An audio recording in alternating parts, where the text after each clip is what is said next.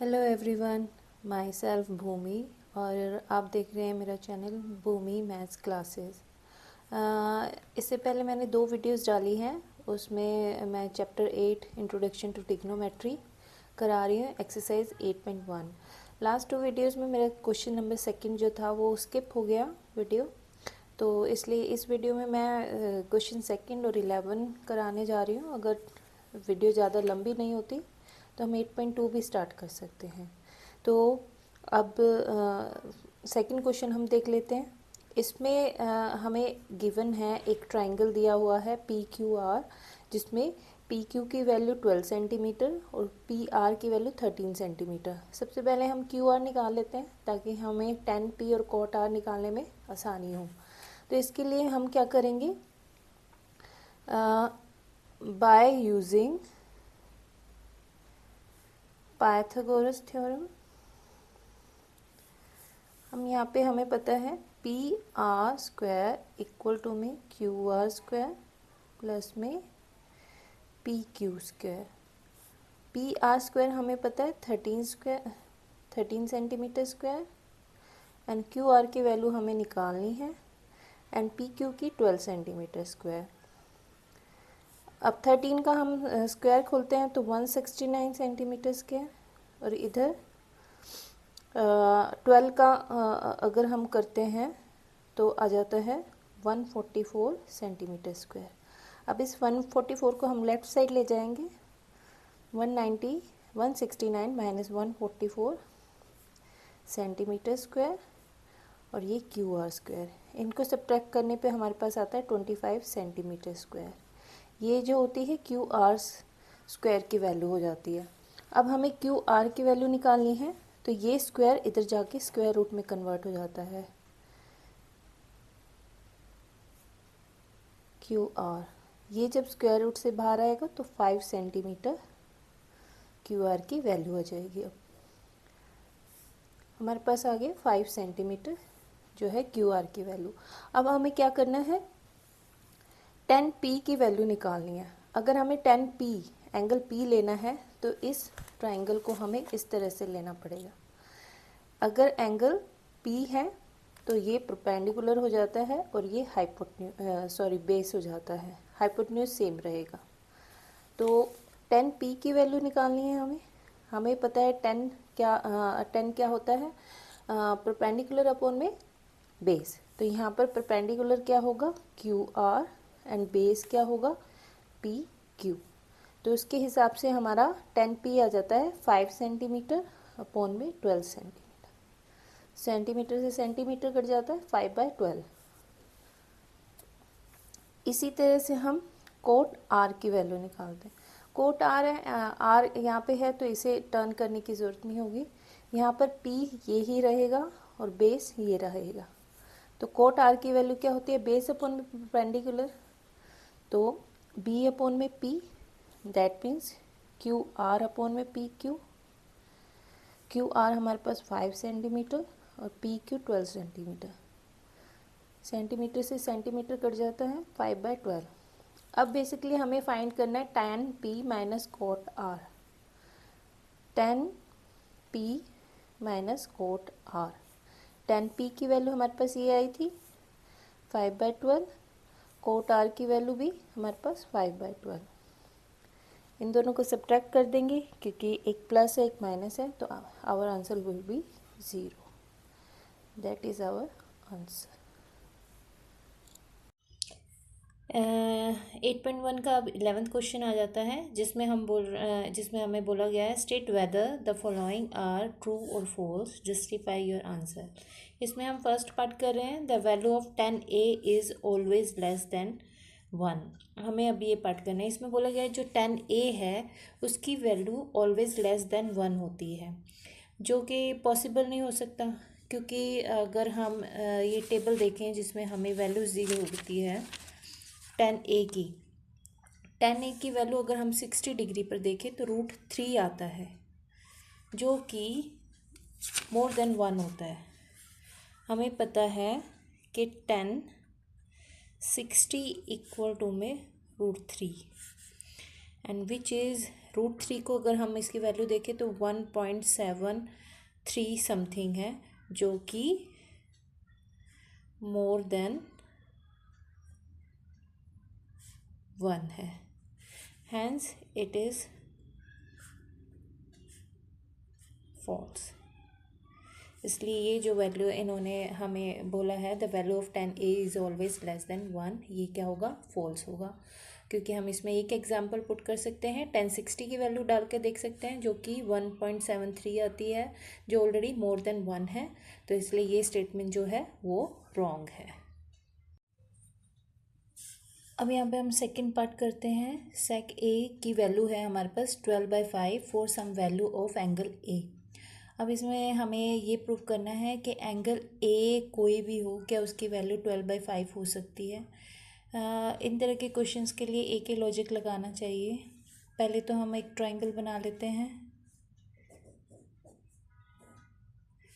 ठीक है। अब इसमें अगर ये राइट एंगल है तो हमारा ये बेस हो जाता है, ये परपेंडिकुलर और ये हाइपोटेन्यूज। अब हमारे पास सेक ए की वैल्यू क्या होती है। सेक हमें पता होता है कॉज के उल्टा होता है, कॉज होता है बी अपॉन में एच, तो सेक क्या होगा, एच अपॉन में बी। और एच हमारे पास 12 है, बी 5 है, ये कंडीशन मतलब कि हो सकती है, ठीक है। अगर इसमें हमें सिर्फ यही चेक करना है कि हाइपोटेन्यूज बड़ा होना चाहिए compare to perpendicular and base, तो ये कंडीशन हो सकती है कि सेक ए की वैल्यू ए कोई भी एंगल हो उसकी वैल्यू 12/5 हो सकती है। तो ये हमारा आंसर जो होगा ट्रू होगा।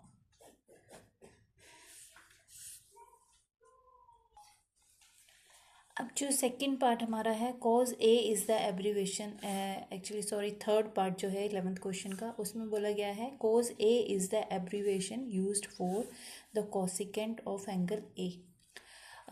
हमें पता है कोसिकेंट जो होता है, कोस का जो कोसिकेंट, हमें पता है कोस के लिए जो एब्रीवेशन है वो है कोसाइन, नॉट कोसिकेंट। तो ये करेक्ट नहीं हो सकता, इसलिए ये फॉल्स है। Cosecant is not the abbreviation of cos A. अब इसका हम फोर्थ पार्ट करते हैं। इसमें हम इसका रीज़न भी लिख सकते हैं, क्योंकि उन्होंने जस्टिफाई बोला है, तो इसमें हम आंसर लिख सकते हैं because abbreviation of cos is cosine। क्या है, cot A is the product of cot and A। अब इसके रीज़न में हम क्या देंगे कि जो cot और A है वो कोई दो टर्म नहीं है, दे आर सिंगुलर टर्म, तो हम इसका प्रोडक्ट नहीं निकाल सकते, so that's why it is false, because it is a singular term।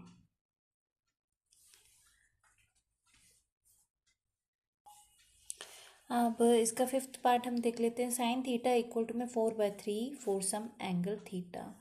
इसके लिए भी जो हमने सेकंड पार्ट में करा था वही हम लॉजिक यूज़ करते हैं कि जो, अब हमें पहले देखना साइन थीटा होता क्या है। अगर हम एंगल इस तरह से लेते हैं तो ये परपेंडिकुलर, ये बेस और ये हाइपोटेन्यूज, तो साइन थीटा जो होगा वो परपेंडिकुलर अपॉन में हाइपोटेन्यूज, पी अपॉन में एच, और पी हमारे पास 4 है और एच 3 है, दैट मीन्स हाइपोटेन्यूज इज़ 3, जो कि पॉसिबल हो ही नहीं सकता, बिकॉज जो एच होता है वो इन दोनों से, परपेंडिकुलर और बेस से बड़ा होता है, तो इसलिए ये फॉल्स है, इट इज़ फॉल्स। अब हम ये एक्सरसाइज 8.1 हमने कंप्लीट कर ली है। अब हम स्टार्ट करते हैं 8.2।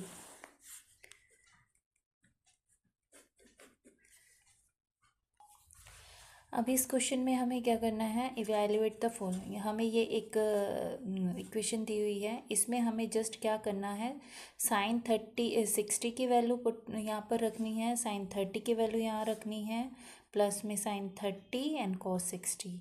तो इसके लिए इस एक्सरसाइज से पहले एक हमें टेबल दी गई है जिसमें हमें इन सब चीज़ों की, इन सब टर्म्स की वैल्यू दी गई है।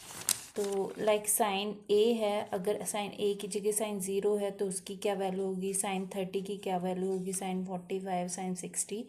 इस तरह से ये हमें टेबल बुक में ही दी गई है, इससे मैं वैल्यूज़ लिखती हूँ और ये क्वेश्चन सॉल्व करते हैं।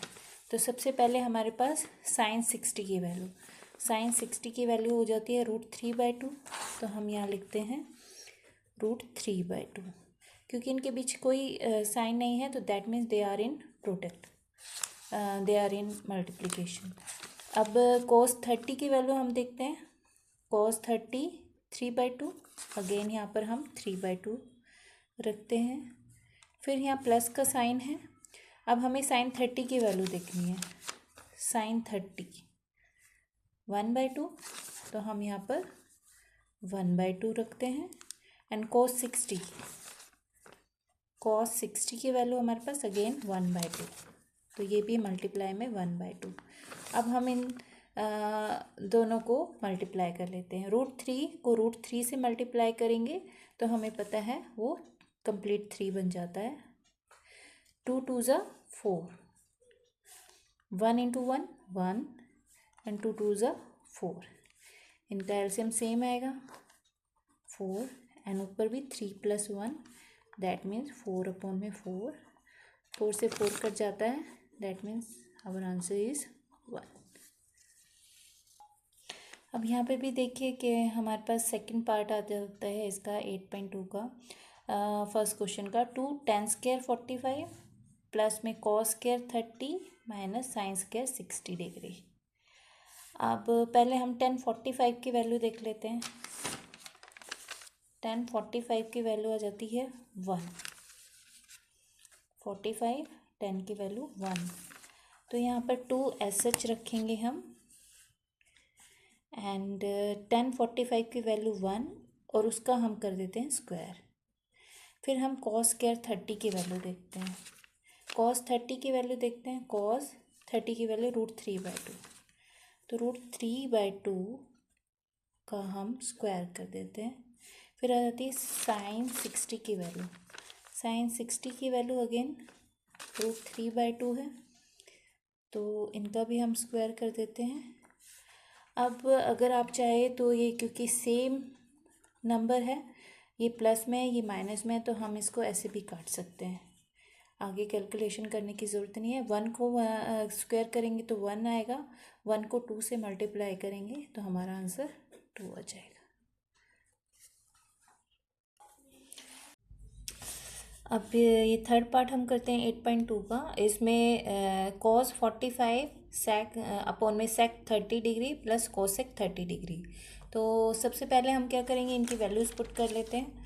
वैल्यूज़ हमारे पास आ जाती है cos 45 की, cos 45 है 1/√2, तो हम यहाँ पर लिख देते हैं 1/√2 एंड अपॉन में sec 30 हमारे पास होगा 2√3, तो वही हम यहाँ पे लिखेंगे 2√3 अपॉन प्लस में cosec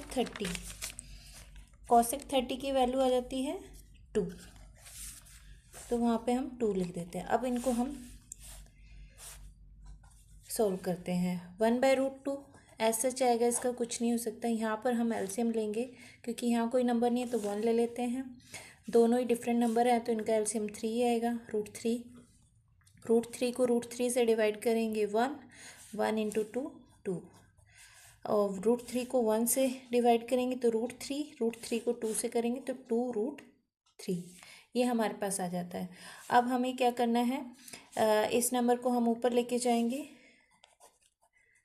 तो ये जो फ्रैक्शन है वो चेंज हो जाएगा, इसमें जो डिनोमिनेटर है वो न्यूमरेटर बन जाएगा और जो न्यूमरेटर है वो डिनोमिनेटर बन जाएगा। अब हम इनको मल्टीप्लाई कर लेते हैं आपस में। 1 को √3 से मल्टीप्लाई करते हैं 2 को इस नंबर से √2 मल्टीप्लाई बाय 2, तो 2√2 आ गया। एंड इसको इससे करते हैं तो 2√6 आ गया।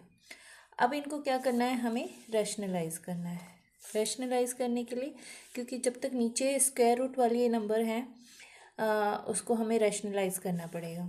तो 2√2 माइनस 2√6 एंड 2√2 माइनस 2√6, इनको आपस में फिर अगेन हम मल्टीप्लाई करते हैं। √3 को 2√2 से करते हैं तो हमारे पास आ जाता है 2√6 एंड √3 को √6 से करते हैं तो 3 6 18, √18 आ जाता है। इसका ए स्क्वायर माइनस बी स्क्वायर वाला फॉर्मूला यूज़ होगा इसमें, लाइक ए प्लस बी और ए माइनस बी को हम लिख सकते हैं ए स्क्वायर माइनस बी स्क्वायर, वही प्रॉपर्टी हम यहाँ पर यूज़ कर रहे हैं। तो 2√2 का स्क्वायर कर देते हैं एंड 2√6 का स्क्वायर कर देते हैं। अब उसके बाद हमें नेक्स्ट स्टेप में वही करना पड़ेगा, 2√6 माइनस 2√18, और यहाँ पे आ जाता है इनका स्क्वायर खोलते हैं हम, तो 2 2 ज़ा 4, 4 इंटू में 2 माइनस 2 2 ज़ा 4, 4 इंटू में 6, क्योंकि 2 और 6 का नहीं होगा क्योंकि स्क्वायर रूट से रूट कट जाता है, तो ये 2 एंड 6 ही बाहर आएगा। अब हमें 2√6 माइनस 2√18, 18 के हम फैक्टर कर लेते हैं। 3 3 ज़ा 9, 9 2 ज़ा 18, नीचे 4 2 ज़ा 8, 4 6 ज़ा 24, इनको सब्ट्रैक्ट करेंगे हम। 2√6 माइनस 3 एंड 3 ये स्क्वायर रूट से बाहर आ जाएगा, तो 2 इंटू 3 एंड √2 आ जाता है। और यहाँ पर सब्ट्रैक्ट करने के बाद क्या आता है, 24 में से 8 सब्ट्रैक्ट करेंगे तो हमारा माइनस का 16, क्योंकि 24 जो है वो माइनस का है तो 16 भी माइनस का ही होगा। अब इसके बाद हम क्या करेंगे, यहाँ से 2 कॉमन ले सकते हैं और माइनस का 2 कॉमन ले लेते हैं ताकि ये माइनस भी हमारा कट जाए। तो ये टर्म पहले लिख देते हैं, माइनस कॉमन लिया एंड 2, तो हमारे पास बच जाता है 3√2 माइनस √6, क्योंकि यहाँ प्लस है तो ये यहाँ से हम माइनस लेंगे तो ये माइनस का बन जाएगा, और यहाँ पर माइनस 16, माइनस से माइनस कट जाता है, 2 8 में कन्वर्ट हो जाता है। तो हमारे पास आंसर जो होगा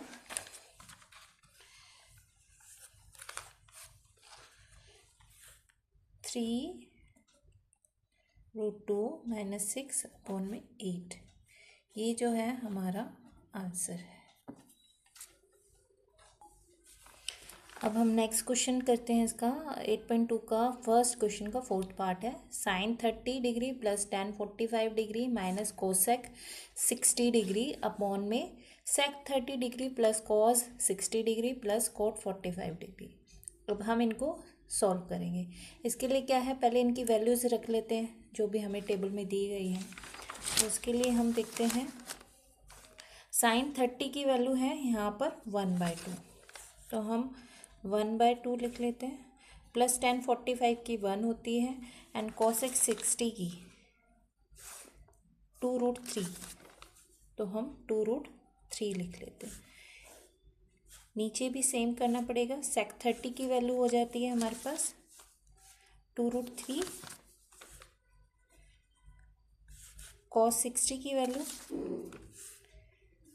1/2 एंड कोट 45 की 1 आ जाती है। अब इसके बाद हमें क्या करना है, ऊपर वाला जो न्यूमरेटर है उसको अलग सॉल्व करना है, डिनोमिनेटर को अलग।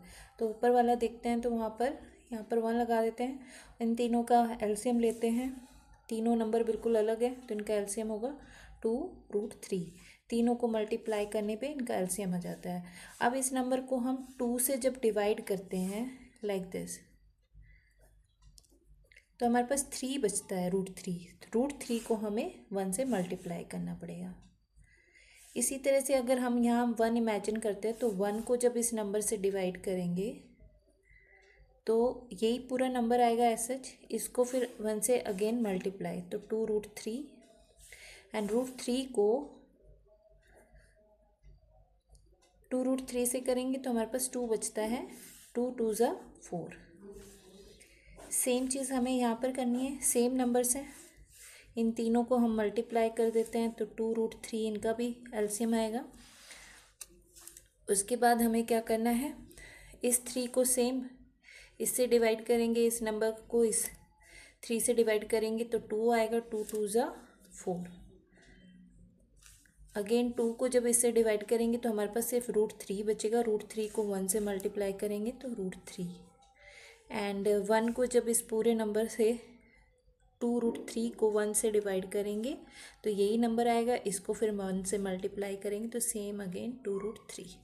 अब देखो दोनों न्यूमरेटर और डिनोमिनेटर के जो है नीचे वाले नंबर्स हैं वो सेम है, तो ये कट जाएंगे। अब इसमें क्या करना है हमें, ये √3 है और ये 3 है तो ये ऐड हो जाते हैं, तो यहाँ पर आ जाएगा 3 टर्म ऐड हो जाएंगे, 3√3 आ जाता है इनका, तो हम लिखते हैं 3√3 -4 और यहाँ पर भी सेम √3 में ये ऐड हो जाएगा, तो यहाँ पर भी हमारे पास 3√3 और प्लस का 4। अब इसको हम रैशनलाइज कर देते हैं। 3√3 यहाँ माइनस है, प्लस है तो यहाँ हमें माइनस लेना पड़ेगा, और सेम थिंग यहाँ पे भी लिखेंगे हम -4। अब इन दोनों को सब्ट्रैक्ट करेंगे। अब देखते हैं, क्योंकि यहाँ पे भी 3√3 -4 है, 3√3 -4 है, तो ये होल स्क्वायर का बनेगा क्योंकि सेम नंबर है हमारे पास, और यहाँ पर प्लस माइनस का डिफरेंस है तो ये a² - b² वाला फॉर्मूला बनेगा। तो 3 3√3 का स्क्वायर -4 का स्क्वायर। अब इनको हम इनके स्क्वायर्स खोल लेते हैं। इसका होल स्क्वायर का फॉर्मूला लगाते हैं, a² + b² - 2ab, तो 2a हमारे पास 3√3 है एंड b 4 है। इसी तरह के यहाँ हमें सिर्फ सिंपल स्क्वायर्स खोलने हैं।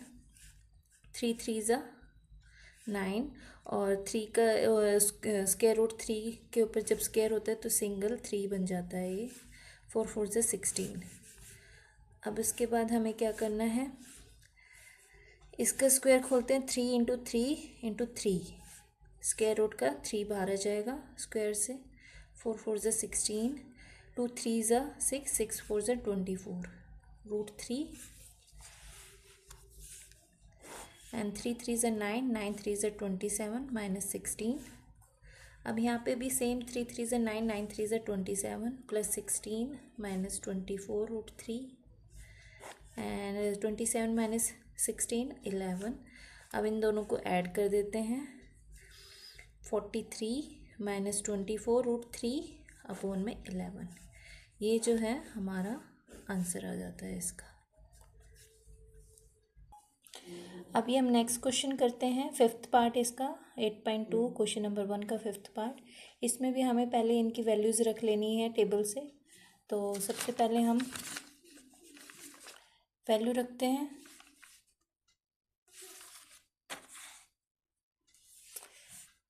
cos स्क्वायर 60 की वैल्यू, cos स्क्वायर 60 1/2, तो यहाँ पर आ जाएगी हमारे पास 5 1/2 cos 60 की वैल्यू है और उसका हम स्क्वायर कर देंगे। इसी तरह से 4 sec 30 की वैल्यू हम देखते हैं। sec 30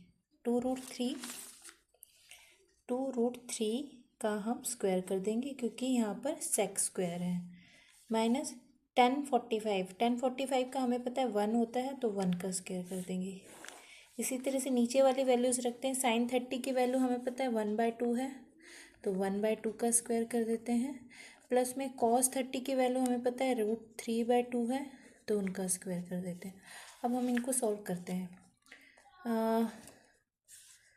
5 मल्टीप्लाई में 2 का स्क्वायर करेंगे तो 4 आ जाएगा, तो यहाँ 1/4 प्लस में 4 2 का स्क्वायर करेंगे तो 4 एंड रूट 3 का स्क्वायर करेंगे तो वो 3 आ जाता है बाहर, -1 अपॉन में यहाँ पर 1/4, 2 2 ज़ा 4 प्लस में 3/4।